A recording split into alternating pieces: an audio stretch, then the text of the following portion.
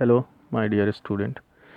बच्चों उम्मीद करता हूँ आपको वीडियो पसंद आ रहे होंगे और जो कॉन्सेप्ट और जो सॉल्यूशन मिल रहा है उससे आप लोग सीख भी रहे होंगे। बच्चों एक रिक्वेस्ट है कि आप लोगों को सीखने को मिल रहा हो, वीडियो अच्छा लग रहा हो तो इसे शेयर करें, सब्सक्राइब करें और लाइक करें। आइए बच्चों, हम आज 2.1 चैप्टर NCERT क्लास 12 2.1 चैप्टर का आगे का क्वेश्चन सॉल्व करते हैं। हम लोगों ने question number 1 to question number 10 discuss कर लिया था। आज हम लोग डिस्कस करेंगे question number 11 to question number 14। तो बच्चों क्वेश्चन नंबर 11 हमारा है tan inverse 1 plus cos inverse -1/2 plus sine inverse -1/2। प्यारे बच्चों, इसका सॉल्यूशन बहुत ईजी है, जैसे पीछे हम करते आए हैं उसी तरीके से यहाँ पे करेंगे। जैसे कि tan इनवर्स, अब यहाँ पे देखिए tan इनवर्स 1, इसमें तो चलिए कुछ नहीं है, कॉस से कॉस इनवर्स -1, इसमें माइनस है बच्चों। हमने बताया है कॉस सेक कॉट के केस में अगर माइनस हो तो उसे हम पहले चेंज करेंगे। उसके बाद ये साइन है, इसमें कोई दिक्कत नहीं है बच्चों, तो हमने इसको चेंज किया पहले कि tan इनवर्स 1 प्लस, इसका फार्मूला होता है बच्चों, अगर इसको माइनस को हटाना है तो हम इसको कर देते हैं पाई माइनस कॉस इनवर्स x यानी 1/2, पाई माइनस कॉस इनवर्स 1/2। ये यहाँ पे कुछ नहीं है, ये कटा हुआ है, ठीक है, इसको माइनस मत कंसीडर करिएगा। उसके बाद बच्चों साइन को एज इट इज़ रहने देते हैं, साइन इनवर्स -1/2। ओके बच्चों, अब आगे आइए, tan इनवर्स है तो tan के केस में 1 को लिखना है हमें, यानी tan π/4 का वैल्यू 1 होता है तो हमने tan π/4 लिख दिया, plus pi minus cos inverse. अब चूँकि कॉस इनवर्स है बच्चों तो कॉस के केस में 1/2 किस में होता है, π/3 में, तो हमने cos π/3 लिख दिया। कॉस इनवर्स cos π/3 1/2 की जगह cos π/3 की वैल्यू 1/2 होती है।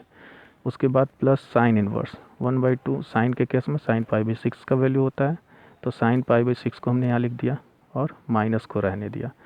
अब आइए बच्चों tan inverse tan π/4 plus pi minus cos inverse cos π/3 plus, अब देखिए ये जो माइनस है तो minus sine theta sine minus theta दोनों इक्वल होते हैं, तो बच्चों यहाँ से हो जाएगा साइन इनवर्स और इस माइनस को थीटा के साथ कर देते हैं तो sine inverse sine minus theta. अब देखिए बच्चों ये और ये कैंसिल आउट इफेक्ट, टेन और टेन इनवर्स, यहाँ cos inverse cos cancel out effect, sine inverse sine cancel out effect, तो हमारे पास बचेगा क्या, यहाँ से π/4 बचेगा, ये पाई बचेगा, ये π/3 बचेगा और ये π/6 बचेगा जो कि माइनस में है। यहाँ माइनस हमें यहाँ से मिला है बच्चों, ठीक है, ये माइनस और ये माइनस हमें यहाँ पे दिख रहा है।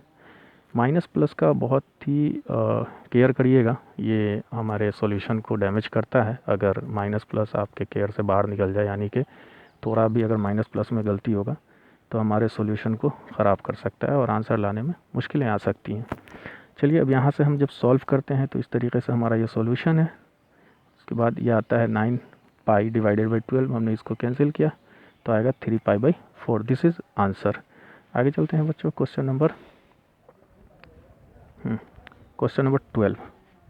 क्वेश्चन नंबर 12 कह रहा है बच्चों कि cos inverse 1/2 plus 2 sign inverse 1/2। फिर वही बात है, बिल्कुल ईजी है बच्चों, कॉस इनवर्स से बाहर, ठीक है, कॉस इनवर्स 1/2 है, साइन इनवर्स 1/2 है, इस 2 को एज इट इज़ रहने देंगे। तो 1/2 कॉस के केस में कॉस π/3 का होता है, हमने ये कॉस π/3 इसके जगह पे रख दिया, इसी का वैल्यू ये है बच्चों। उसके बाद 2 as it is sine inverse, अब साइन इनवर्स है तो साइन के केस में 1/2 साइन π/6 होता है तो हमने साइन π/6 यहाँ पे रख दिया इसकी जगह पे, दोनों सेम है, इसका वैल्यू ये होता है। अब देखिए कॉस इनवर्स और cos cancel out effect, sine inverse sine cancel out effect, यानी ये दोनों ख़त्म हो गया, ये दोनों, यहाँ से बचा सिर्फ π/3 और यहाँ से बचा सिर्फ π/6 और ये हमारा 2 बाहर है, ठीक है, तो 2 हमने बाहर रखा। अब देखिए जो बच्चों π/3, 2 से 6 को हम क्या कर सकते हैं बच्चों, कैंसिल, कितनी दफ़ा में, 3 दफ़ा में, है ना बच्चों, ये 3 टाइम में कैंसिल हो जाएगा, यानी ये बचेगा π/3, तो हमने यहाँ लिखा π/3। देन π/3 प्लस π/3 कितना हो जाएगा बच्चों, 2π/3, ठीक है, ये हमारा आंसर हो जाएगा। इसके बाद आइए बच्चों आगे बात करते हैं क्वेश्चन नंबर 13 की। तो क्वेश्चन नंबर 13 जो हमारा है बच्चों, क्वेश्चन नंबर 13 एक ऑब्जेक्टिव क्वेश्चन है। इस तरीके से बहुत सारा ऑप्शन दिया हुआ है आपका, sine inverse equal to y function हमारा दिया हुआ है और बहुत सारे क्वेश्चन ये दिया हुआ है क्या आपका ऑप्शन, उसमें से ये ऑप्शन आपका आंसर है या आपका बी आंसर है। एक जगह पे इसमें ना इस तरीके से ये नहीं है, सिर्फ ये और ये, यानी स्मॉलर सिर्फ स्मॉलर और स्मॉलर का साइन है, इक्वल का नहीं है। और यहाँ पे है smaller than equal, smaller than equal. हमने स्मॉलर देन इक्वल को क्यों लिया है, क्योंकि ये हमारा क्लोज ब्रैकेट है। अगर ये ओपन ब्रैकेट में होता तो हम इक्वल वाले को नहीं लेते, सिर्फ स्मॉलर स्मॉलर को लेते हैं। आपने 11th में पढ़ा होगा कि जब ब्रैकेट क्लोज होता है तो स्मॉलर देन इक्वल को लेते हैं, और ब्रैकेट ओपन होता है तो स्मॉलर देन को लेते हैं या ग्रेटर देन को लेते हैं, इक्वल कंसिडर नहीं करते। बट क्लोज ब्रैकेट है बच्चों, इसलिए हमने स्मॉलर देन इक्वल को कंसिडर किया, और यही हमारा आंसर होगा, क्योंकि साइन इन्वर्स का रेंज यहाँ से यहाँ तक होता है, तो वाई हमारा यहाँ से यहाँ के बीच में वैल्यू देगा, इसलिए ये हमारा ऑप्शन आंसर होगा। आइए बच्चों अब बात करते हैं क्वेश्चन नंबर 14 की। क्वेश्चन नंबर 14 भी आपका ऑब्जेक्टिव क्वेश्चन है बच्चों, बट इसमें थोड़ा सा सॉल्यूशन है। जैसे कि दिया हुआ है tan inverse √3 minus sec inverse -2।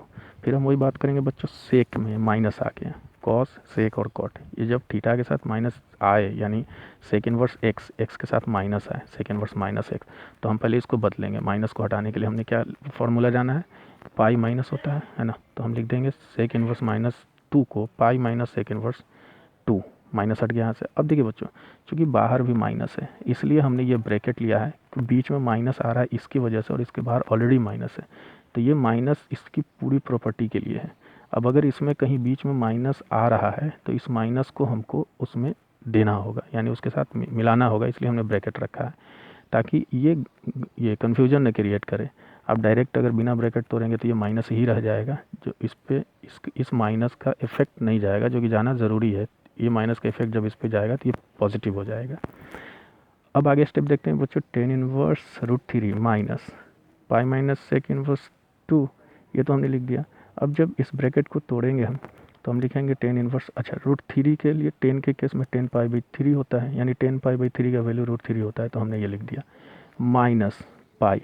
अब ये माइनस जब यहाँ जाएगा तो ये पॉजिटिव करेगा, प्लस सेक इनवर्स सेक 2 बच्चों, सेक 2। अब यहाँ पे देखना है कि सेक 2 जो है हमारा, ये सॉरी 2 के जगह पे सेक के केस में क्या होता है π/3, तो सेक π/3 हमने 2 के लिए यहाँ पे लिख दिया, सेक π/3 का वैल्यू होता है 2। अब आगे बच्चों देखिए, tan इनवर्स और tan कैंसिल आउट इफेक्ट, तो π/3 हमने यहाँ लिख दिया, -पाई लिख दिया, sec inverse sec cancel out effect, तो π/3 हमने यहाँ पे लिख दिया। अब इसको सॉल्व किया बच्चों, 3 LCM लिया हमने। इस तरीके से सॉल्व करने के बाद हमारे पास आता है -π/3, एंड दिस इज आंसर बच्चों। Okay, thank you.